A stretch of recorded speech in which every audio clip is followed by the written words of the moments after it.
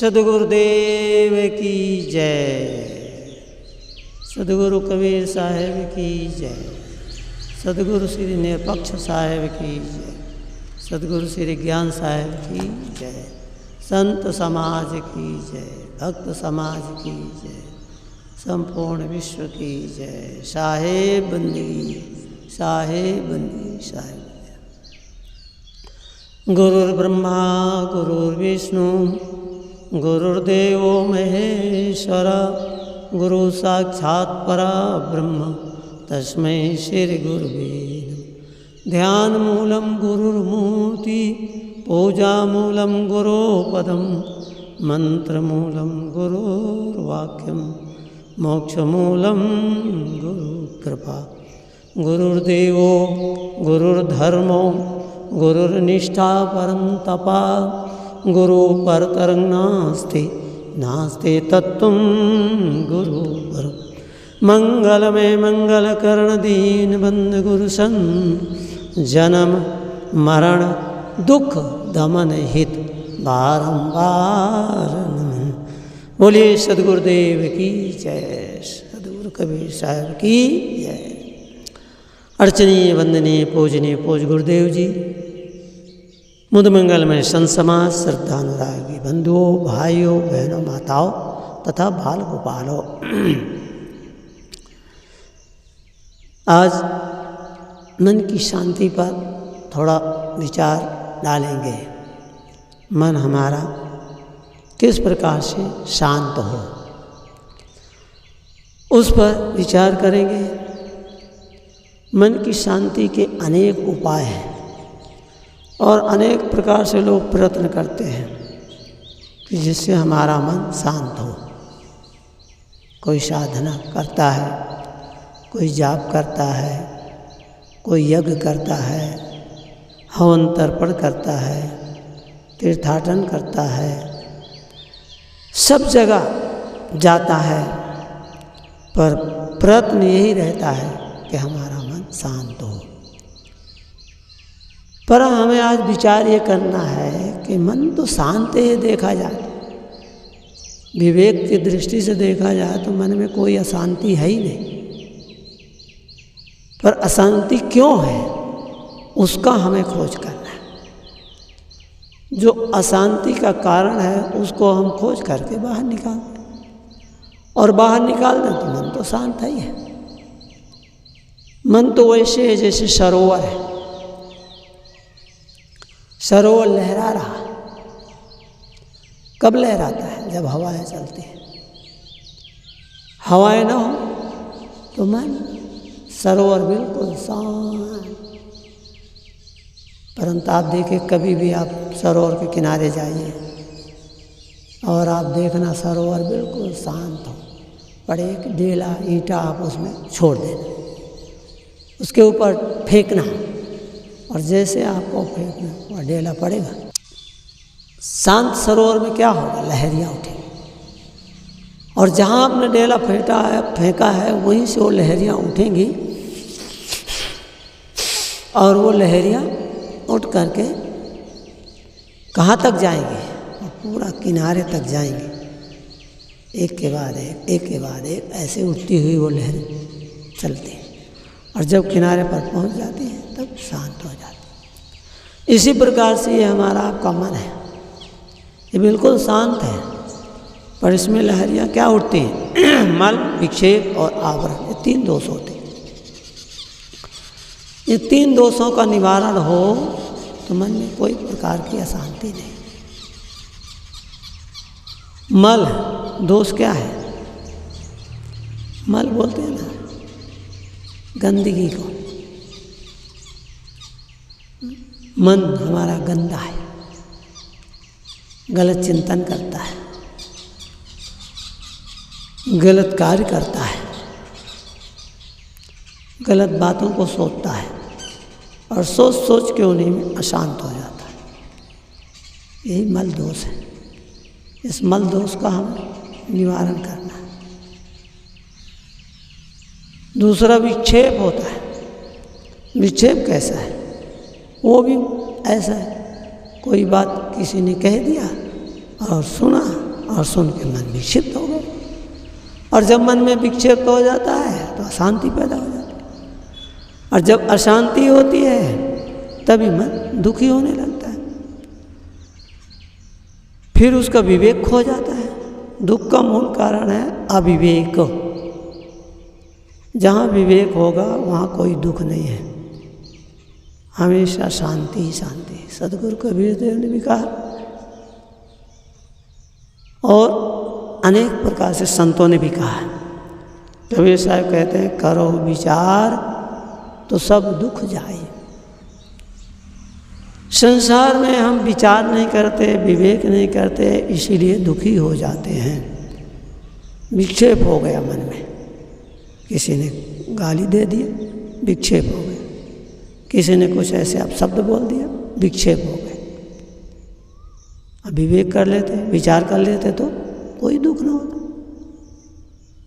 इसलिए संतों ने कहा है, बिना विचार जो करे सो पाछे पछताए, काम बिगाड़े आपनो जग में हो ऐसा। बिना विचार के लोग कार्य कर डालते हैं। विक्षेप में इतना विक्षिप्त हो गए, इतना विक्षिप्त हो जाते हैं कि कोई कोई लोग तो प्राण ही छोड़ देते हैं। बोलो, जीवन को ख़त्म कर दिया। अब जीवन को ख़त्म कर दिया तो क्या विक्षेप खत्म हो गया? क्यों कि विक्षेप और बढ़ गया, मन में मतलब और अशांति हो गई। अब जहाँ भी आप जाएंगे वही प्रतिक्रिया करेंगे। इसलिए बालपन से आप देखो ना, कितने बच्चे, उनका मन देखो कितना निर्मल, कितना कोमल, और बड़े होनहार होते हैं ना। जैसे कहते हैं ना, होनहार बनवान के हो चीखने पात। वृक्ष जो होनहार बोल होता है ना, आगे बढ़ने वाला होता है, उसके पत्ते देखो बहुत बढ़िया चिकने चिकने रहते हैं। इसी प्रकार जो बच्चा होता है उसका भी चेहरा देखो, रूप रंग देखो, सब बिल्कुल जो देखता है व्यक्ति खुश हो जाता है, प्रसन्न होता है। तो क्यों कि उसके वैसे संस्कार हैं, और वैसे संस्कारों को लेकर आया है, इसीलिए वो हमेशा खुश रहता है, प्रसन्न रहता है। कितने बच्चे ऐसे होते हैं, रोते ही नहीं, बिल्कुल खेलते रहते हैं, मस्त रहते हैं। उन्हें आप कुछ करो बस अपने में मस्त रहते हैं। तो मन विक्षेप, ये दोष है जीवन के। और तीसरा दोष होता है आवरण। वेदांत में हमारे तीनों दोषों का निवारण करने के लिए कहा जाता है। तीसरा आवरण, आवरण न वरण आवरण।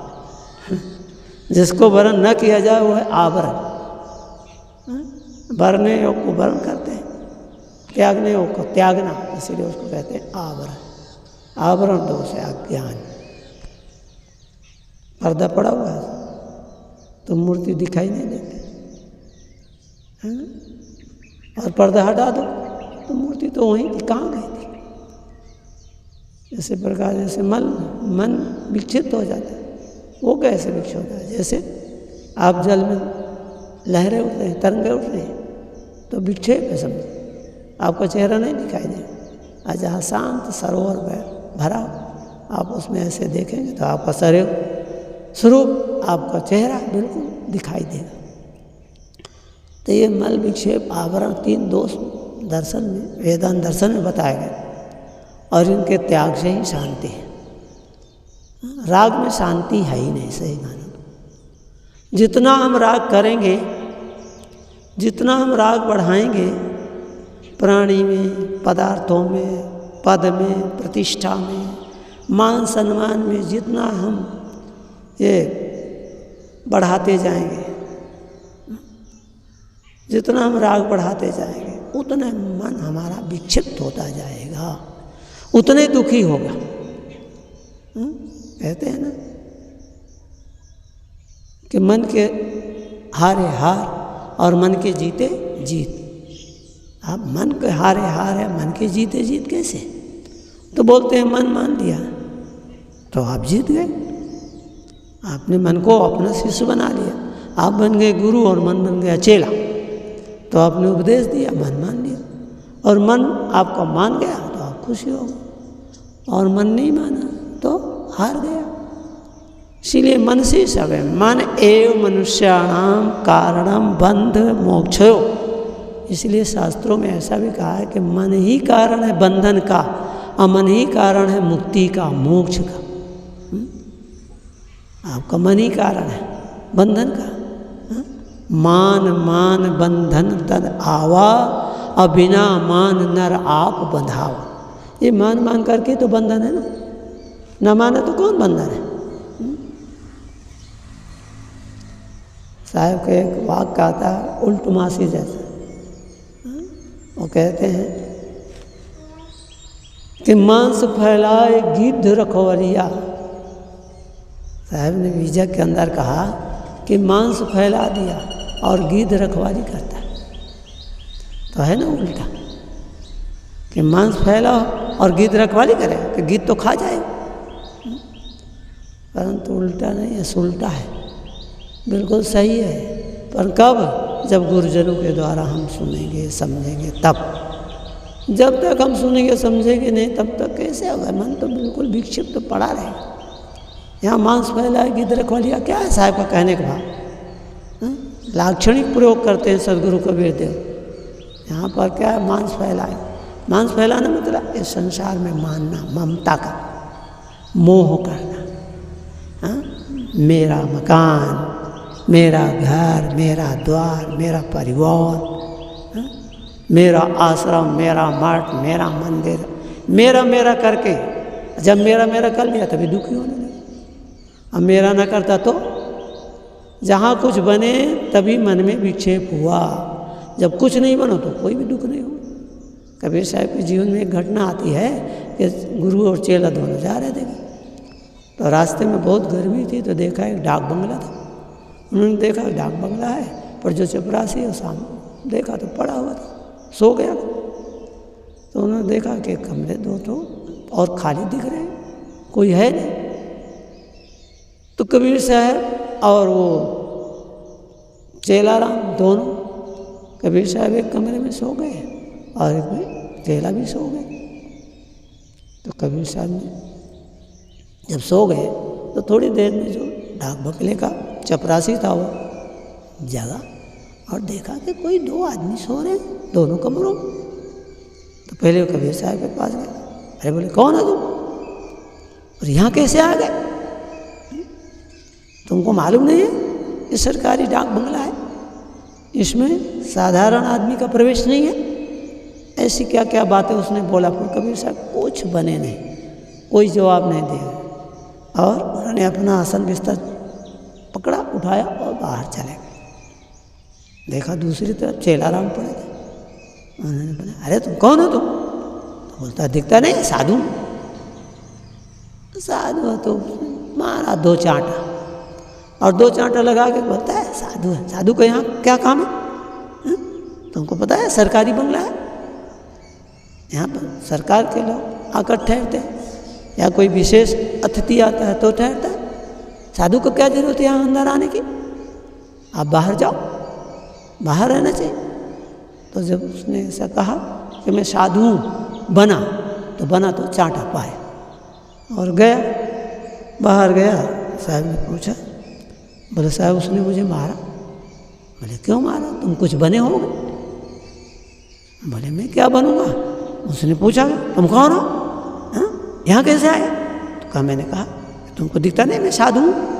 तो बस तो साधु बनो, तो चांटा पड़ा। ना बनते तो, इसीलिए बनना नहीं होना है। कबीर साहब की एक साखी बहुत प्रसिद्ध है, साधु होना चाहिए पक्का हो के खे, कच्चा सरसों पेड़ के खरी भया न ते। बनना नहीं है, होना है। साधु होना साहब कहते हैं, साधु होने पर शांति है, बनने पर तो अशांति है। तो मांस फैलाए गिद्ध रखवालिया, मांस फैला दिया कौन? और गिद्ध कौन है? ये मन, ये रखवाली कर रहा है, मेरा है मेरा है मेरा है, ये मन कह रहा है। अब मेरा मेरा करते करते एक दिन चला जाता है। ना घर तेरा ना घर मेरा, चिड़िया रैन बसेरा, संतो चिड़िया रैन बसेरा। किसी का नहीं है। जितने भी संसार में आते हैं सब हम। तुलसीदास जी महाराज तो कहते हैं हम कर धन धाम समारे, अंत चले उठ रीते, मन पछतई है अवसर बीते। कितनी बढ़िया बात कहते हैं कि हे मनुराम, हम कर धन धाम समारे। तुमने खूब बना लिया बड़ा महल, हम करके, मेरा करके, हम कर धन खूब इकट्ठा कर लिया, करोड़ों की संपत्ति, अरबों की संपत्ति भेगा कर ली, पर क्या हो, अंत चले उठ रीते। जब यहाँ से जाओगे तो क्या कुछ ले जाओगे? छूटेगी संपत्ति यहीं की यहीं पर, तेरे सफ़र में सवारी के खातिर, कंधों पे ठठरी का ठेला रहेगा। अरे मन ये 2 दिन का मेला रहेगा, न कायम जगत का झमेला रहेगा। कितना सुंदर कवि ने वर्णन किया। अरे मन ये 2 दिन का मेला रहेगा, ये 2 दिन का मेला है, आज है कल नहीं है। 2 दिन की चांदनी फिर अंधेरी रात, ऐसा लोग बोलते हैं कि 2 दिन की उजेली रहती है और फिर तो अंधेरे रहते, और वास्तव में देखो जाए तो दोनों पक्ष बरोबर रहते हैं। अंधेरा तो कभी होता ही नहीं, क्योंकि अंधेरा कहाँ है? जहाँ चांद है वहाँ अंधेरा। तो 15 दिन ऐसे है, पहला पक्ष रहता है, इसलिए हमें दिखाई देता है क्या उजेला है, उजेला है, उजेला है। दूसरा आता है अंधेरा पक्ष हो जाता है, तो हमको दिखाई नहीं देता, इसीलिए हम उसको अंधेरा पर शुक्ल पक्ष मानते हैं, शुक्ल पक्ष मानते हैं, कहते हैं वहाँ चांद दिखाई देता है। और फिर कृष्ण पक्ष मानते हैं, अंधेरा पक्ष, तो चांद दिखाई नहीं देता, यानी प्रकाश दिखाई नहीं देता, क्योंकि हम सोते रहते हैं। वास्तव में चांद तो दोनों बराबर ही रहता है। 15 दिन प्रकाश दिखाई देता है और 15 दिन बाद में अंधकार दिखाई देता है, क्योंकि हम सोते जागते नहीं। इसीलिए बोलते हैं कि ये 2 दिन की चांदनी फिर अंधेरी रात, ऐसा नहीं, अंधेरा तो नहीं, जैसा है 15 दिन प्रकाश 15 दिन अंधकार, अर्थात पहले हमें शुक्ल पक्ष में दिखाई देता है और हम कृष्ण पक्ष में नहीं देख पाते हैं, इसीलिए हमें लगता है कि अंधेरा। चांद तो अपने आप में प्रकाशित रहता है, सूर्य हमेशा अपने आप प्रकाशित रहता है। हम कहते हैं रात हो गई, कहाँ रात हो गई? अमेरिका में पूछो, अभी फ़ोन करें तो यहाँ देखो, यहाँ सवेरा हो गया, और वहाँ अमेरिका में अभी सायंकाल हो गया, अंधेरा हो गया, रात्रि हो गई। तो सूरज तो जहाँ रहेगा, सूरज वहीं प्रकाश और वहीं दिन है, इसीलिए कहाँ रात है, कहाँ अंधकार। तो इसलिए ये हमारे मन की दशा है। मन हमारा विक्षिप्त हो गया तो दुखी हो गए, और मन में शांति है, विचार आए मन हमारा शांत हो गया। इसीलिए साहब ने कहा, रो विचार तो सब दुख जाएगा। विचार करोगे तो संसार में कोई दुख नहीं है, और बिना विचार के सब दुख है। बिना विचार के कैसे दुख है? मान देखो, किसी ने गाली दी और हमने गाली सुना, और गाली सुन करके हमारा मन विक्षिप्त हो गया। तो जब हमारा मन विक्षिप्त हो गया, क्यों विक्षिप्त हो गया? क्योंकि हमने विचार नहीं किया, हमने विवेक नहीं किया। हम विचार करते हैं, विवेक करते हैं, तो गाली किसको दिया और गाली किसको लगेगी? बिना विचार के ही हम विक्षिप्त हो गए और दुखी हो गए। और यदि विवेक करते हैं तो हम समझते हैं कि भाई गाली क्या है।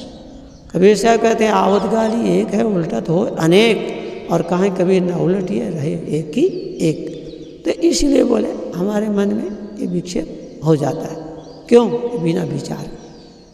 तो साहब यहाँ पर कहते हैं, करो विचार तो सब दुख जाए।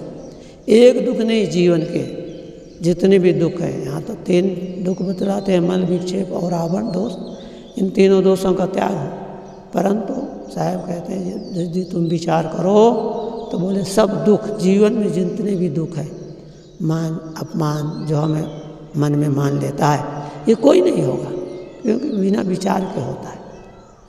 और जहाँ विचारवान हैं उनकी हम संगत करें, और विचार आने पर जीवन में कोई दुख नहीं। मन हमारा बिल्कुल चंगा, जिसको कहते हैं कि मन चंगा तो कठौती में गंगा। तो मन हमारा निर्मल हो जाता, पवित्र हो जाता। इसीलिए कहते हैं निर्मल मन जन सो मोहि पावा, अब मोहि कपट छल छिद्र न भावा। जिनका मन विक्षिप्त है उसी के मन में छल रहता है, कपट रहता है, राग रहता है, द्वेष रहता है, इसीलिए वो दुखी रहता है।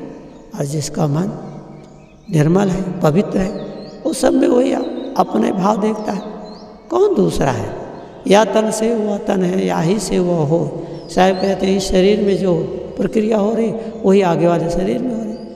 आपने देखा ना, कोई सामने से आपके आता है और आप मुस्कुराइए, हंसिए, हाथ जोड़िए, तो आप जैसे खुशी होंगे वैसे वो भी खुश हो जाएगा, आप वो भी मुस्कुराने लगेंगे, वो भी हाथ जोड़ने। परंतु आपने उसको देखा और उसने आपको देखा, पर आपने देखा पर आपने गर्दन झुका लिया, उससे बात भी नहीं किया, मुस्कुराए नहीं, हंसे, वो भी बात झुका लेगा, वो भी अपनी गर्दन झुका लेगा, वो भी नहीं बोलेगा। तो ये समाज है। इसीलिए साहब कहते हैं ये तन से वो तन है, या ही से वो हो। जैसे आप करेंगे वैसे दूसरा भी आपके साथ करेगा। इसीलिए हमें अच्छे विचारों को देना चाहिए। समाज में वाइब्रेशन फैलाना है, अच्छे विचार, सबके प्रति शुभकामना, सबके प्रति मन हमारा अच्छा हो। तो अच्छे विचार देंगे तो जो भी उन विचारों के सामने आएगा वो भी अच्छा बन जाएगा। इसीलिए कहते हैं संगत कीजिए साधु की, हरे और की व्याधि, और ओछी संगत कूर की, आठों पहर उपार। एक पहर नहीं, आठों पहर। हमारे यहाँ 4 पहर दिन के, 4 पहर रात्रि के जो माने जाते हैं, तो बोलते हैं आठों पहर जीवन में उपाधि रहे, मन कैसे शांत रहे। तो इसीलिए कहते हैं कि हम संत महापुरुषों की संगत करें, तब हमारा मन शांत होगा। एक छोटी सी बात याद आती है कि एक विद्यार्थी था, अपने विद्यार्थी जीवन में जब उसने पूर्ण पढ़ाई कर लिया तो उसने एक लेटर लिखा और उसमें सब कुछ लिख दिया कि मेरा पढ़ाई पूरी हो गई है, अब मुझे अच्छी नौकरी चाहिए, अच्छी नौकरी मिल गई तो अच्छी पत्नी चाहिए, अच्छी पत्नी मिल गई तो अच्छा परिवार चाहिए और अच्छी पद प्रतिष्ठा चाहिए। ऐसे ऐसे सब कई चीज़ें उन्होंने अपने लेटर पैड में लिखा था। और एक महात्मा के पास गए, उन्होंने महात्मा को दिखाया कि महाराज ये देखें जीवन में क्या चाहिए, यही सब चाहिए। इतने में महात्मा ने देखा तो उसको चौकड़ी लगा दिया जितना लिखा था, और नीचे उसके लिख दिया, क्या लिख दिया, पीस ऑफ माइंड। क्या लिख दिया, पीस ऑफ माइंड, अर्थात क्या है, मन की शांति। तो उसने ऊपर ऊपर देखा कि महात्मा ने सब काट दिया, बहुत गुस्सा आ गया। और गुस्सा आने के बाद बोला आपने ऐसा क्यों किया, मेरा जो कागज है आपने बिल्कुल सब, मेरे जितने विचार हैं वो सब आपने काट ही दिए। बोले नहीं, हमने काटा है पर कुछ लिखा भी है, आपने देखा नहीं, नीचे क्या लिखा है देखें। जब उसने देखा नीचे तो ध्यान ही नहीं गया उसको, उन्होंने देखा तो नीचे लिखा था पीस ऑफ माइंड। बोलते हैं ये सब हो पर आपके मन में शांति ना हो तो क्या है, धन बहुत है परंतु मन में शांति नहीं, पैसा बहुत है मन में शांति नहीं, पत्नी घर में है पर मन में शांति नहीं, नौकरी अच्छी है पर मन में शांति नहीं, तो फिर किस काम का। तो इसीलिए बोलते हैं जहाँ मन की शांति हो वही सब है। और ये मन होता है शांत कब, विचारों के द्वारा। इसीलिए हमें हमेशा विचार करना चाहिए, विचारों के द्वारा, साधना के द्वारा, योग के द्वारा। योगस चित्तवृत्ति निरोधा कहा जाता है कि योग के माध्यम से जब हम करें तो हमारी चित्त की वृत्तियाँ रुकती हैं, और जब चित्त की वृत्तियाँ रुक जाती हैं तभी हमारा मन शांत हो जाता है। इस पर मैंने थोड़ा सा विचार दिया और अभी मैं अपनी वाणी को यहीं विराम देता हूँ। बोलिए सद्गुरुदेव की जय, संत समाज की जय, भक्त समाज की जय। साहेब साहेब।